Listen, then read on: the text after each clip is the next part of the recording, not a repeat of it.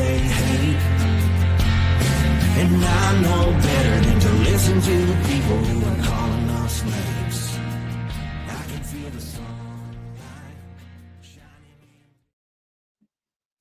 Well, good morning and welcome to episode 850 of the Lost Project Morning Show, where the coffee's strong, the opinions are stronger, and everything's always filter free.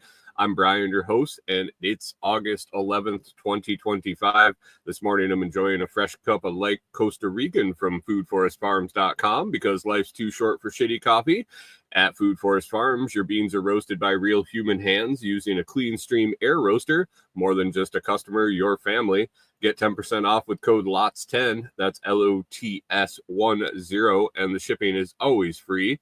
While you're there, check out C4 Club for even more awesome perks. Today, we've got another filled up show, an update on our new kitten, Miss Dolly. The cabin material transfer is arranged, but with a little bit of a wait, so we'll talk about the projects I'll work on in the meantime. My thoughts on Happy Gilmore 2 and plans for clearing space for another solar field. Well, plans and the beginning. I got it started, so we'll talk about that. Grab your coffee, smash the like button, and let's get started. Good morning. Good morning. How we doing today, everyone? Hope you're doing good. Another Monday here. Another week's gone by. Second week of August here. Time's flying, especially when you got stuff to do, like build a cabin, and all we're doing is waiting. So talk about that in a little bit. Good morning, Digger. How did I get here? I don't know how you got here, man. I assume you clicked a link or you opened the app and the show just happened to be showing there. Good morning, Mike's Homestead. How's it going? Thanks for stopping in, Canadian Farmstead. Good morning to you. I guess we didn't hit that all-time high last night. Bitcoin took a little pop last night. Let's check in with that. Let's check into the Bitcoin price. We got 121,185, $121,185 per Bitcoin. Last night popped up over 122 on its way to a new all-time high and then dipped back down under into that 121 range. Hung out most of the week there in the mid-teens, low teens. 100 in teens, 113, 114, up to 117, 118 towards the end of the week, and now we're popped into the low 20s. So we'll see what happens. See what happens this week. It could be good. It could be good for sure, or you never know. Maybe it'll go to zero. Pip, good morning. Thanks for popping in. How you been doing? I haven't seen you in a while. Hope everything is going well with you. So, got a cat. We'll talk about the cat and the ninja moves that Corey used. I guess to solidify the cat's place in the camper. Hello, how are you? Arnava sucks at life. Arnav sucks at life. Good morning. How are you doing? Hope everything's going well. Happy Gilmore 2. Yeah, we'll be talking about Happy Gilmore 2 in a little bit here. So we'll talk about the cat. We'll talk about the cabin material transfer, which is the thing that's first and foremost on my mind. But we'll hit up the kitty chat first. So if you listened last week, where were we at on Monday morning? I had just built a new outside cat house for the little kitten that showed up outside the camper that Corey fell in love with instantly. She asked me to build it a shelter outside since it was just it was out in the elements, and it was probably we found out at the vet he thought 8 to 9 weeks. Corey was guessing 8 weeks, so definitely right in that kitten.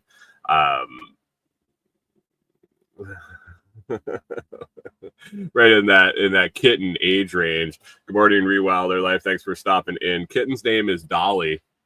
I guess Corey says Miss Dolly, but Dolly, we're here in Tennessee, and she decided that Dolly was an appropriate name. And I don't think it has that big of a chest, but it is what it is. So Corey asked me to build it a shelter. So last Sunday I took the morning and put together a crude little rough shelter. Canadian pharmacist says we're going to need a bigger cabin. I don't know. It's a tiny cat. It's a tiny cat. But if she keeps taking in animals, maybe for sure. She has a tough time. She went grocery shopping by herself the other day, and she came home. She's like, there were free puppies in the parking lot of Walmart. And I was expecting her to go back out to get another bag of groceries and come in with a puppy. But no.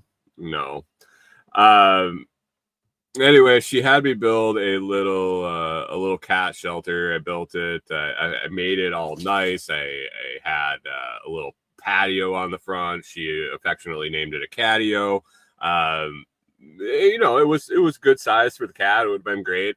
We put its food and water on the catio, and it didn't use it really for the first couple days there. So that was Sunday. We had the show Monday morning. That's where we stood. Monday it stayed outside. Corey went out and spent some time with it outside. And I think it was Tuesday. She says, after work, we're going to go take it to the vet. And I knew things were going to go bad there. It sunk in that it was probably the beginning of the end at that point. And so she had to take off to work a couple minutes early. We grabbed the cat. We had to the vet. We have no cat carrier. We have no pet carrier that's small enough for a kitten. We got a 165-pound St. Bernard, 140-pound Bernard Great Dane mix. We don't have a kitten carrier. So we used a big cardboard box, put the cat in the cardboard box with some holes poked in it. Corey's carrying that. The cat did not like being in the box we made for it. And so she pulls it out and she just holds it the whole way. Half hour, probably 40 minutes to the vet. She just holds it. It was fine. If you have a cat, you've ever had to try taking it in a car, they're usually not a huge fan. We had a couple cats way back, and one would just absolutely scream and freak out the whole time it was in the car, and the other one used to take a shit every single time it got in the car in its cat carrier, just take a shit. And so we weren't expecting the greatest luck with transferring this cat to the vet, and so she held it, and the cat did just fine. Loved it, snuggled right up to her, held her all the way. Took it to the vet and got it dewormed or whatever it's called, and first round of shots. And I get to find out that we get to take it back for more shots in a few weeks. And that said, it looked healthy. It was skinny, but it was healthy, and that was good to hear. It was probably skinny because it was a stray and it hadn't been eating a whole lot. It eats plenty now, for sure. But we come back and I said, well, do you want to stop and get a cat carrier now that we have to bring it back in a couple weeks? And she's like, yeah, let's run over to Walmart. I'll run in. I'll get a cat carrier. She's like, I'll get a litter box for it. And the lights should have gone off in my head right there. She told me she was getting a litter box, so it used the litter box outside because it was sleeping on top of our scrap wood pile, or not our scrap wood, our wood pile for building stuff when we're building tables and things, which we've kind of put on hold until we have an actual place to do it. It just got too much of a circus, like taking the tools in and out all the time. But so we have all our materials on a table with a tarp over it, and the cat just like to sit on the tarp and sleep there. Well, it shit on the tarp too. And so Corey tells me that she's getting a litter box so that it'll use it outside. And I was just kind of like, she's like, I looked it up, and the cats will use the litter box outside. I'm like, oh, okay, cool. Well, that's good. So she's going to run into Walmart, get the stuff for the cat. And so I'm holding the cat. The Canadian farm says outdoor litter box. How gullible are you? I mean, maybe. And so she goes and she's running into Walmart, and I take the cat. I hold the cat. And the cat just like cuddles up on my chest, starts licking my thumb. The whole time she's in Walmart, just sits there, perfectly content to just be held and hang out and lick my thumb the whole time with its little razor tongue. And so she comes back out and she's like, "Oh, you guys are so cute." Da, da, da, da. And I'm like, "All right, well, it's time to go home. Here, take your cat." And so I give her the cat, and we come back, and I sit down.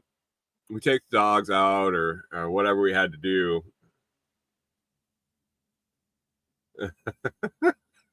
Rewild their life is says I stand with Corey. She had intentions to keep it outside, but fell in love. So just like me, she took me in as a stray too. So we get home, and I'm sitting there, and I hear her just shuffling around in the back room, banging around and doing shit in her room there. And she comes out, and I was like, "What are you doing?" She's like, "Well, I'm making it a cage underneath my desk." Like, I just had these totes underneath my half of my desk, and she's like, I'm gonna make it a place to stay under there. And I'm like, "Wait, whoa, wait!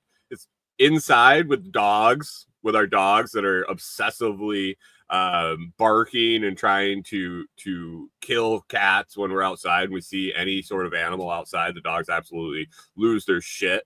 And so you're gonna bring this cat into the camper?" She's like, "Well, yeah, I'm gonna just make it its own little safe spot underneath the desk and see if the dogs get used to it." And I just let her do her thing.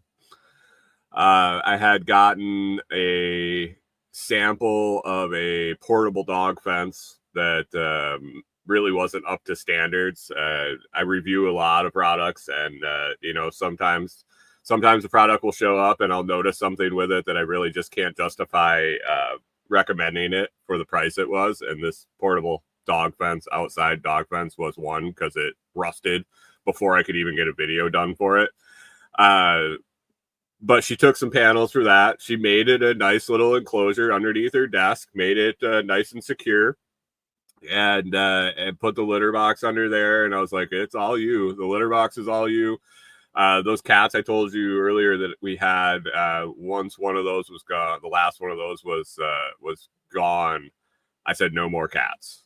I'm not gonna do the litter box. I'm not gonna do I'm partially allergic depending on the cat and the dander. I have some allergies towards cats. I'm just like, I'm done. Like, I'm done with cats. The one that Corey got was had when we met. She had two when we met, and one died kind of relatively soon, late after that. And the other one was 18, I think, 19 years old. And I'm like, this kitten's 8 weeks old. I'm like, that's like signing up for a kid. 18 more years. And I was just like, I don't know. But anyway, she made it a little home under her desk there, and being an 8-week-old kitten, it was tiny, so it fit under there just fine. Put the litter box, food, water, and a blanket. Put its cat carrier under there, so it had a place to go, and brought the cat inside. And the dogs, well, Clyde, the Great Dane, he immediately knew what the hell was going on, and obsessively just stared at the little kennel underneath her desk. Barked a little bit. She got him to calm down, and just obsessively staring, pacing back and forth, all anxious. And it was what it was.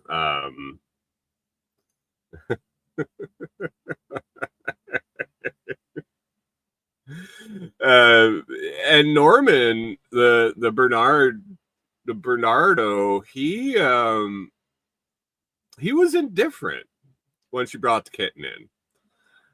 Didn't really do much, didn't really bother him, just kind of went about his business and everything. And we weren't sure if he didn't care or he didn't even know. it was there. So eventually, it was almost 2 days later, he realized that there was a cat in the house, and now he's obsessed too. They're warming up to it. They're getting better.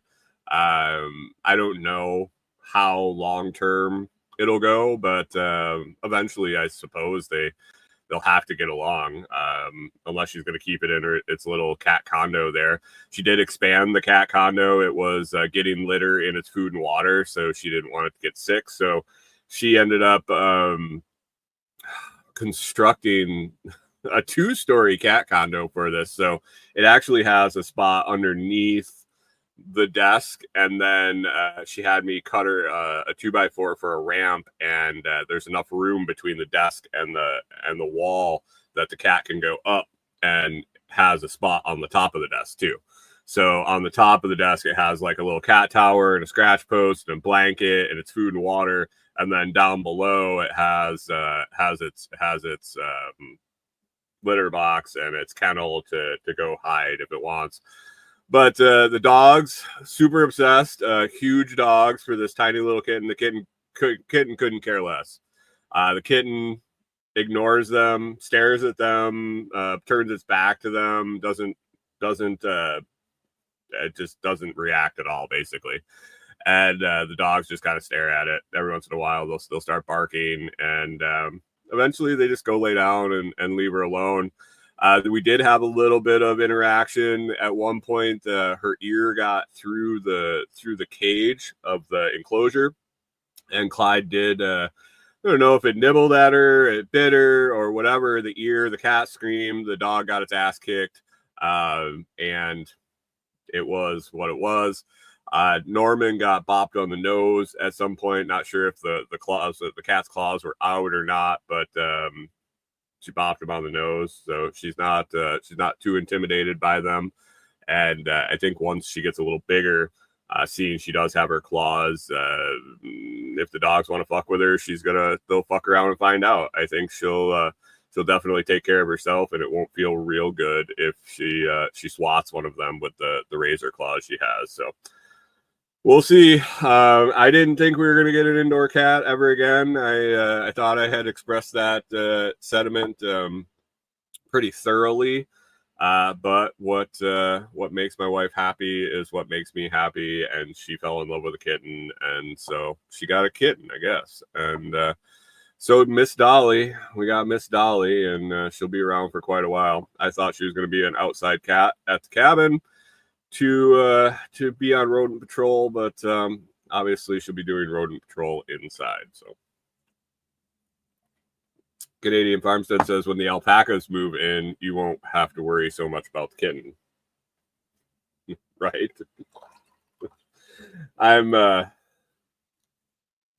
Yeah, we'll see. Wilder Life, reassuring as always, says my aunt had a cat that was 21, and ours are 14 and 15. Right? I know. And this tiny little thing, she looks pretty healthy. And the one cat that we had that didn't make it all that long, I think he must have been 6-7 years old. Corey, how old was Dexter? Well, he made it to 9. He ended up with that kidney crystal things. And didn't make it much past that, but I think Nana, she ended up being 18, something like that. Who the hell knows? She was old. We couldn't get rid of her. She was a mean cat. Pip says I could see the cat riding the stray cows.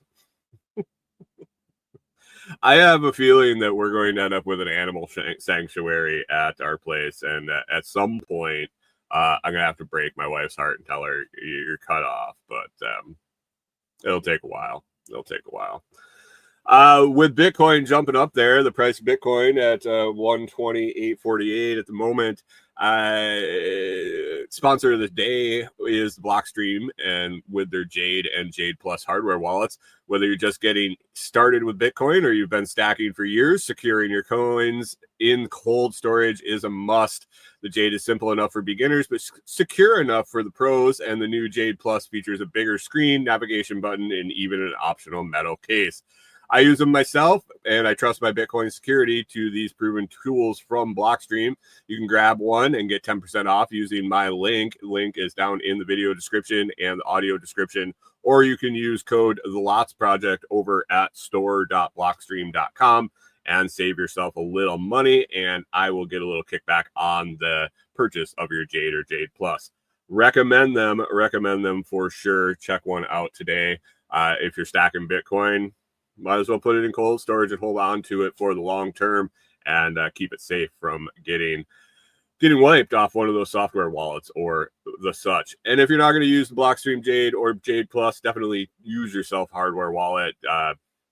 Buy it from a trusted source and secure your Bitcoin. I'd hate for you to lose it with everything and the up and on the way up. So let's see. Rewildler Life, excuse me, says never getting another indoor cat, the puke, and the litter box. Thanks. I forgot about the puke. This one isn't puking yet, so I forgot about the puke. Thanks for reminding me. However, our mouse issue went away at the old house. They do take care of that, and that I was excited. I was hoping that possibly the cat would be in the crawl space, like underneath the cabin. So we'll see. Pip says lots petting zoo, and Rewildler Life is seconding that for Airbnb folks. Yeah, maybe we'll fire up the all Tim's cabins for Airbnbs and hip camps and have a petting zoo, but then I'll have to build all outdoor structures because I'm not going to walk through our place for to pet the pets. So we'll see. Speaking of cabin, got some news. Not really any progress. Well, I guess it is progress. Making schedule, making plans.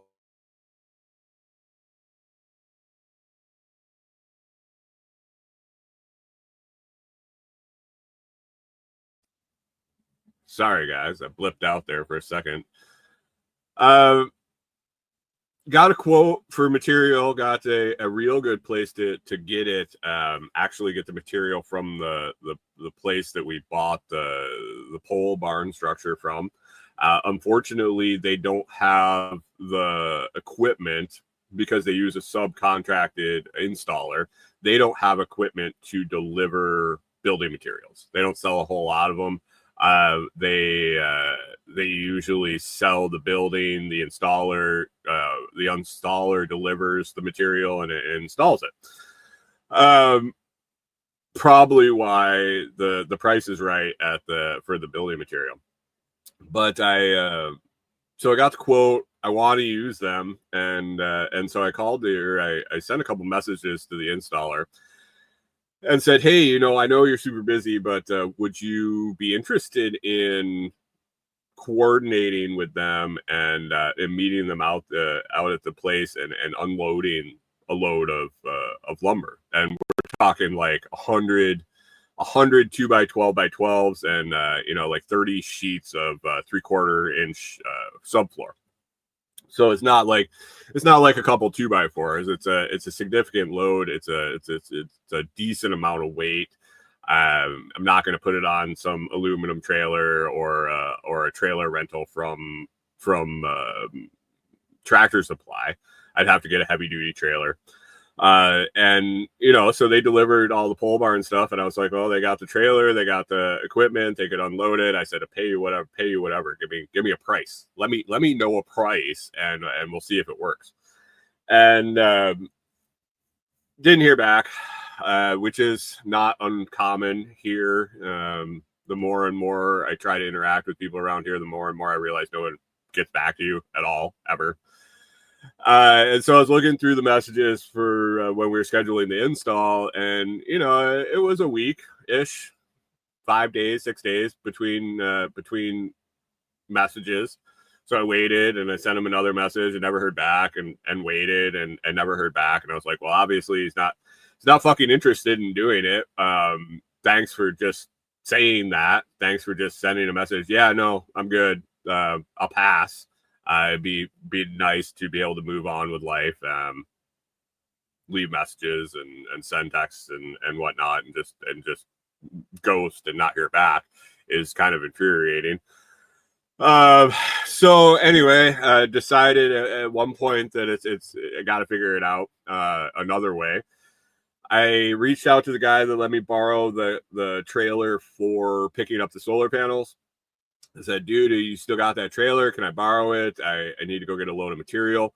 It is quite a heavy load, and he's got big truck. He does dirt work and stuff, so he moves equipment around. So he's got a decent sized truck, and I said, can I drag the material on the trailer back to the property, to the beginning of the easement road to your property, which is right there on the road. And then when you come out next, can you drag it back there with your truck? I said, my four-wheel drive is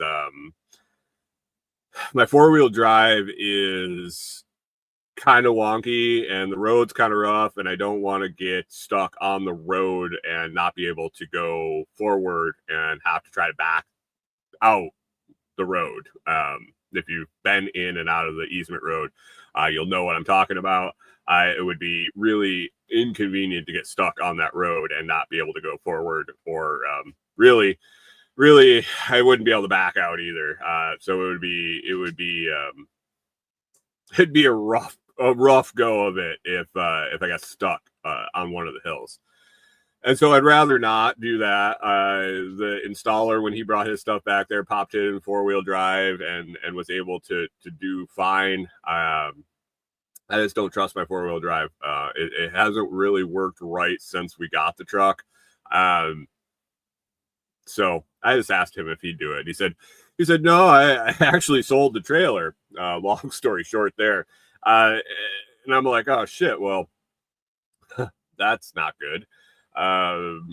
Let's think of another plan. He says, I said, well, would you be interested in actually picking up the material with your trailer, bringing your skid steer with forks, and we'll drag it back there and you can unload it and just give me a price.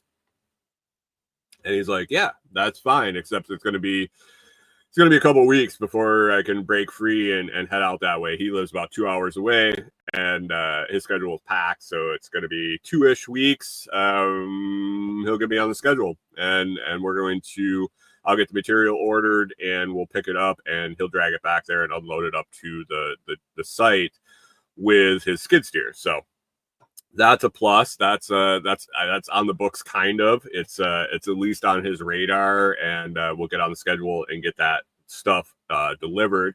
That'll be the whole next phase of construction.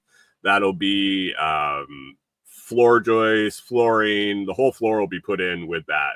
A big old beam running down the center. But in the meantime, I do have stuff to do up at the property for the cabin build. Some of the things that we have to get done prior to getting that material is I need to install. I'm going to be putting 5 piers underneath the center beam for the joists. So we're going to be running the joists the short way on the cabin, the 24-foot wide, and we're going to run a beam down the center at 12 feet in between two of the 6x6s.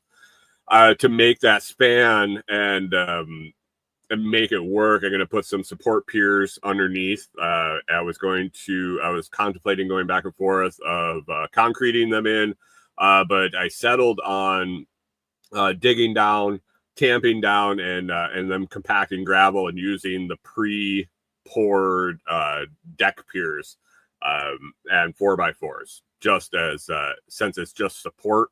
It's just vertical load weight, and it's only a single floor.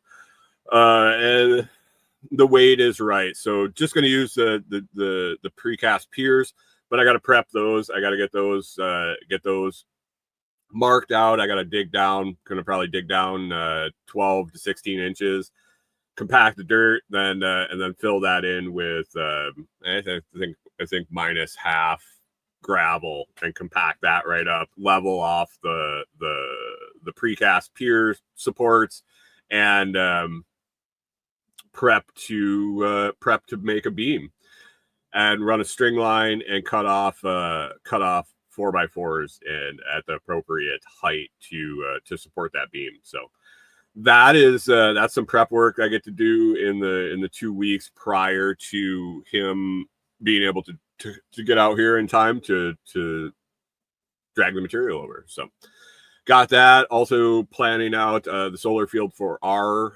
spot and where that's going, trying to decide if I really want to mess around with getting panels up on the roof or not.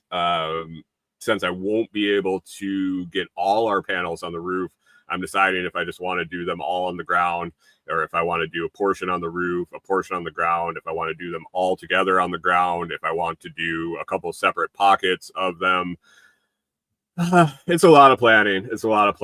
And all of it requires clearing. So it's it might as well sit and contemplate it for a bit and take our time and do it the way we want to in the long run. So that is that. So material it's coming. We're still hoping to possibly get in by winter. At least have the shell up and some insulation, and we really don't need it to be. We need it to be finished enough to move in. It definitely doesn't have to be. It doesn't have to be finished. At this point, we're ready to go whenever we can make it work. Basically, if we have the basics to survive, shelter, water, heat. And we're able to work if so with internet and a quiet place to work. So Corey needs a place to have meetings and do her daily work, and I need a place to I don't really need. I can do my stuff outside or wherever I am. So our basic necessities to get out of the camper and get there and be there full time and be able to work whenever we want on the cabin is definitely shorter than it could be if we needed everything to be done and locked in and polished and finished to get out there. So that's exciting, and so we're just making a list of what we're shooting for to have done to move. So bless you, Corey. So that's that. That's a little update on the cabin. So yesterday, Corey and I, actually a couple days ago, we decided to give Netflix a try for another couple months. There were some shows that we wanted to watch on there. We were getting really kind of stale on Amazon Prime, which we've been using for several years now, I guess. We had Netflix quite a while ago, and decided that we dropped that, and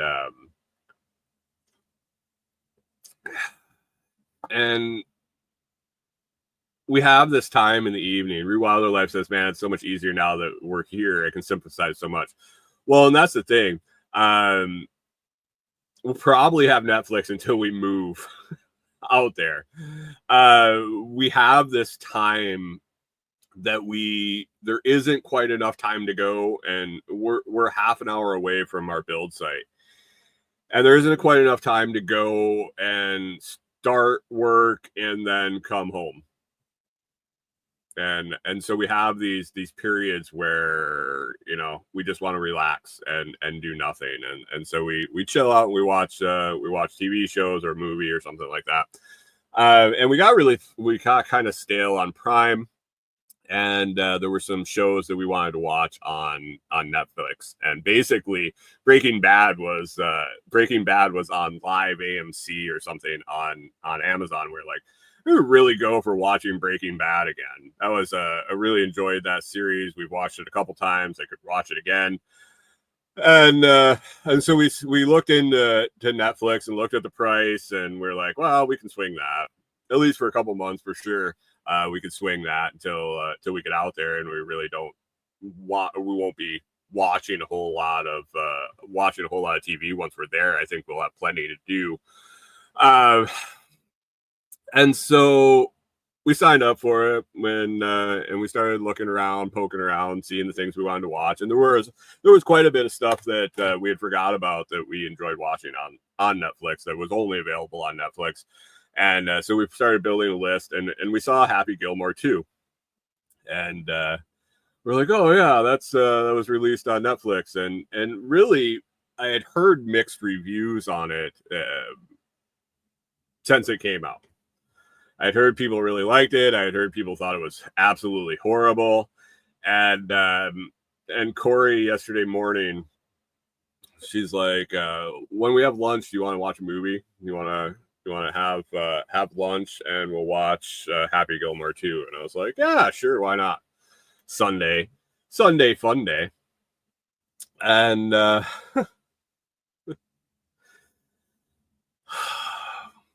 so we turned it on. I don't know if you've seen it or not. You've probably seen Happy Gilmore 1, the original, back in, I think, 1995, maybe 94, somewhere around there. It was great. I loved the first one. I loved the Happy Madison stuff. Billy Madison, Happy Gilmore, all the Adam Sandler movies of that era. I mean, I thought they were great, and so I was excited to see this one. I was like, you don't lose funny, I don't think.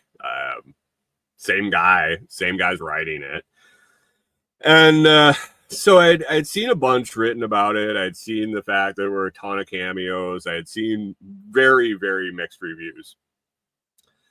And so we started it, and I'm watching it, and man, it's like a 2-hour movie, and about 45 minutes in, I just kind of look over at Corey, and she looks at me, and she goes, when is it going to get funny? It was like, I'm thinking the same thing. Not a fan. I was definitely not a fan of the movie. I struggled to find stuff that I found funny, really, I guess. I think compared to the first one, it was an absolute disaster. I think that the storyline left a lot to be desired. I thought there was many more ways they could have gone about reprising the main theme of the first one. The constant throwbacks to the first one. I mean, if you haven't seen Happy Gilmore in the last 30 years, I don't think you're going to be watching Happy Gilmore 2. So the incessant throwbacks to the first one, having to remind you of the funny parts. Man, it was rough. It was rough. Corey and I, just both of us, and I didn't know if my taste in comedy had just changed, but I don't think so. I instantly thought about the first one, and all the funny parts that come up in my head, and I'm like, this just didn't compare, not even in the least. Canadian Farm says, I haven't watched it. I was thinking I would just watch the first one again. Do that. I mean, there are people that liked it. it seems like it's really down the middle, and I don't see it. I didn't enjoy it at all. I will definitely not watch it again. But I guess you gotta watch it to see if you like it. It was what it was. I did. It was rough. It was rough. And I'm sure there were plenty of people that the first one, they thought it was the dumbest movie ever made, and wasn't funny at all, especially when it came out. And I don't know. I could watch the first one again and laugh hysterically, and I could watch Billy Madison again. And actually, it wasn't too long ago that we watched that. I still find those absolutely hilarious. So I don't think it's my taste in comedy that changed. I think that they really I just did not enjoy it, I guess. Watch it yourself and see what you think, and let me know for sure what you think. Not a fan. not a fan.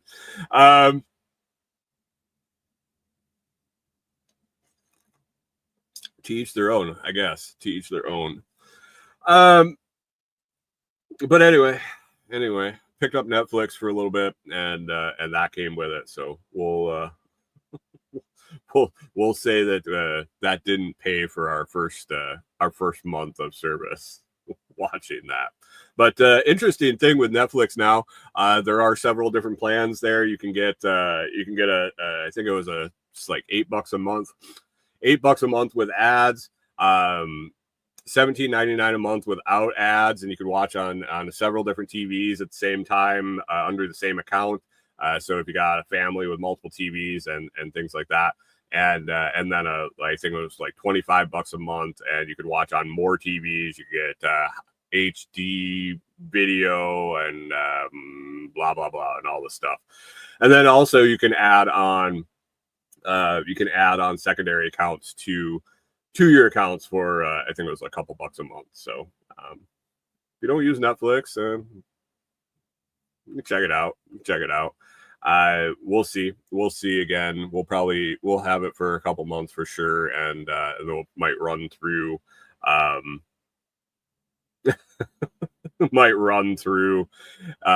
all the stuff we want to watch and then cancel. So that's the nice part about it. You can turn it on, turn it off whenever you want.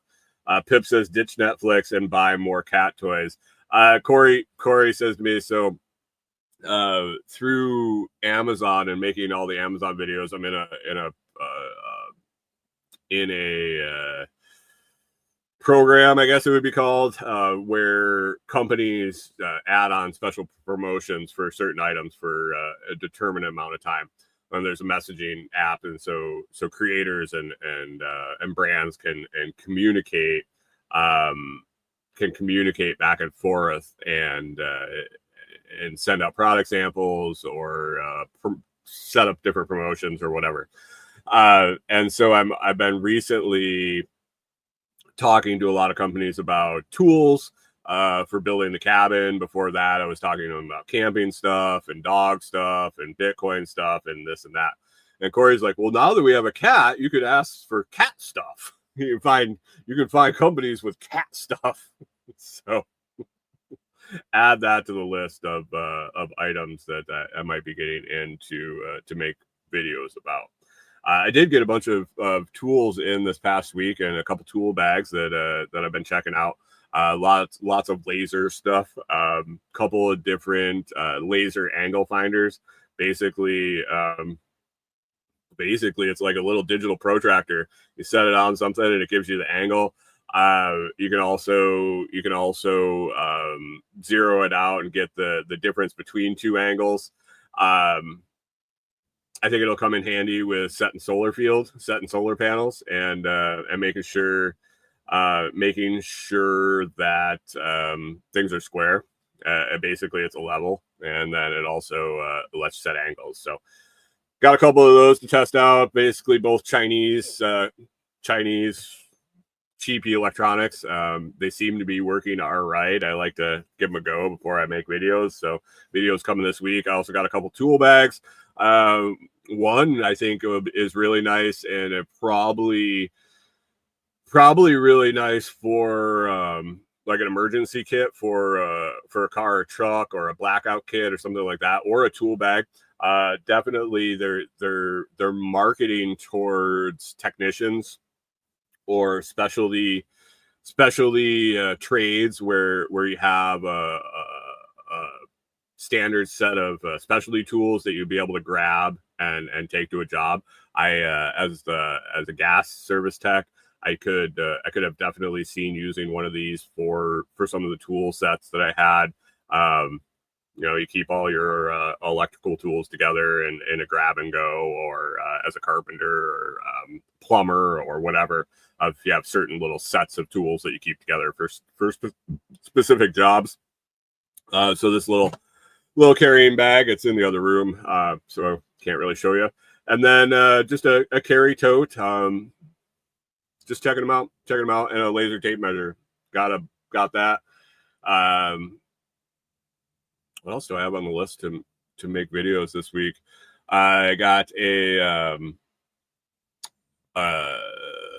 economy, affordable set of lavalier mics. It's a two pack Bluetooth connection set that will that you could use to make videos if you're a creator or doing interviews or stuff like that, and you need a affordable set of mics. I'll be making a video on that. And some pet hair clippers. Not a fan so far of them. They touted them as super quiet to not bother your pet as much. I don't find them any quieter than any other pet hair clippers, and our dog. That was the reason I got them. Was Norman is not a fan of the buzzers, and he definitely knows these ones are coming. So getting the video of the dog getting trimmed has been a challenge, and I don't know. The price is right on them if you need some pet trimmers, but not a big fan of the hype that they were making about how quiet they were, and how whisper quiet. So they're not that quiet. I like to be honest with all the reviews I do. So we'll see. Got that coming up this week. Last thing I got on the list today to talk about is the solar field I'm clearing for Tim's cabins out at Delinquent's Gully. So we both went in on the load of solar panels. So I was talking about the decisions I'm having to make for our solar panels. So he's got the same amount. We both have I think 28. I think we both have 28 panels to put up. And since the property was raw land, it had been selectively logged probably 15-20 years ago. It's pretty overgrown, and still, since it was selectively logged, there are still quite a few tall trees. If you've been on the property, there isn't a whole lot of clearing. There's not a whole lot of open space where the sun is going to shine, especially to install 28 solar panels. We're having to clear quite a bit to even put a structure in, things like that. So finding a spot for a large amount of solar panels is kind of rough. But right in front of one of the cabins that's out there already is a big old swath, and I've kind of observed it over the last year or so, and it's always in the sun. Every time I look at it, it's in the sun. In the summer, the sun path is high enough that it kind of comes straight down on this area. The trees don't shade it off very much, and then as the path of the sun drops on the horizon and it goes behind the trees, the leaves are dropping. So I think it's about the only spot without doing a ton of clearing of trees and dropping more trees that we could probably get. I did the rough measurements. We can definitely get all the panels in that spot. It'll be how much work we have to do to mount them all and how to arrange them. But without clearing, I think it gets plenty of sun all year round to make it worth putting all the panels here, having a central location for the panels, and then distributing the power however we want to different cabins. And it is kind of in a central location for the plan for the end goal of all the cabins that we want to install on his side of the property. So I decided to start clearing. What I'm clearing with and what I'm dealing with is an interesting mix of plants. It is definitely overgrown. You can see the pioneering species that came in. Like everywhere on this property, it's filled with blackberries. But these blackberries are something else. I mean, I'm 6'5". I can barely, actually, I can't touch some of them. They've grown up so tall. And a lot of it has to do with tulip poplar saplings. So the pioneer species, the blackberries, came in, and then the tulip poplars, which grow super fast, seeded underneath them, and they grew up. And so these tulip poplars have probably grown to about 7-8 feet tall, and the blackberries have latched on, and so they're canopied up. And literally, once I got through the edge is always the thickest with the blackberries, the pioneering species pushing out and protecting the stuff growing behind it. Once I got through about 4 or 5 feet of just complete thick, solid blackberries, you could almost dig a tunnel in there. If it wasn't for all the dead blackberry vines that are in there, which are getting cut out and pulled out, you could pretty much go in like a cave. So it's an interesting thing to clear. Basically, the bottoms of some of these raspberries are pushing an inch in diameter. So large vines. And the technique I'm using at the moment to clear them is basically I'm cutting them off the bottom and pulling them out one by one, and clearing a complete clearing the top of one complete tulip poplar out, and then chopping that off at the bottom and pulling that out. Slow going and very painful work. The thorns are no fun to deal with, but I talked in the Telegram group the other day about different techniques of getting rid of them. It's so tall and overgrown, and the access is so limited. So basically, I think we could get maybe a skid steer in there, 4-wheeler.